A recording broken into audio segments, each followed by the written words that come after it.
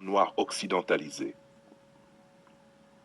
Maintenant, observez les hommes noirs nés ou élevés en Occident. Ils grandissent avec ce standard. Sans même le savoir, ils le transposent dans leurs relations. Exemple concret. Imaginez un homme noir qui a grandi en Europe, entouré de films, séries et conseils de relations occidentaux. Il rencontre une femme noire. Il attend d'elle qu'elle soit docile, agréable, qu'elle ne le conteste pas. Si elle conteste ou exprime son désir propre, il est surpris, frustré, parfois même déçu. Ce n'est pas qu'il veut mal faire, il reproduit ce qu'il a vu comme normal.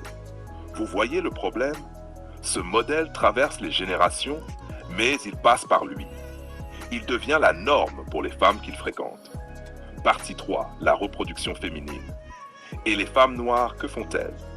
Certaines, consciemment ou inconsciemment, s'adaptent. Elles apprennent vite. Si je veux séduire cet homme, plaire, réussir ma relation, je dois entrer dans ce rôle.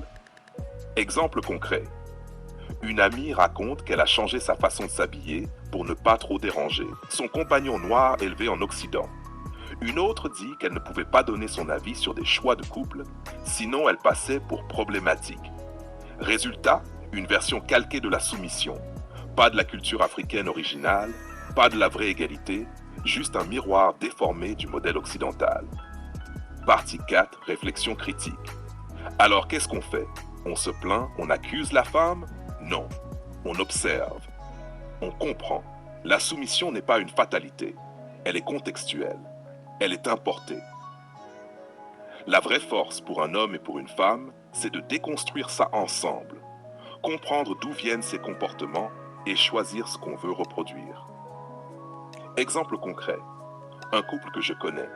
Elle a commencé à dire ce qu'elle voulait vraiment.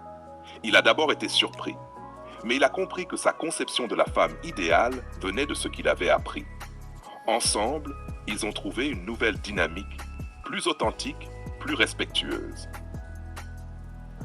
Comprenez ceci, ce que vous voyez comme naturel peut très bien être importé. La soumission féminine noire que l'on observe en Occident n'est pas une fatalité, ce n'est pas une loi de la nature. C'est un modèle calqué, transmis indirectement par des hommes eux-mêmes socialisés dans un environnement qui valorise la docilité féminine.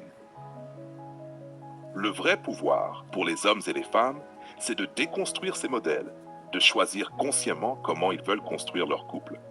Parce que hériter culturellement, ce n'est pas subir, ce n'est pas fatal. On peut reconstruire, repenser et surtout créer des relations où chacun brille sans subir ni contraindre.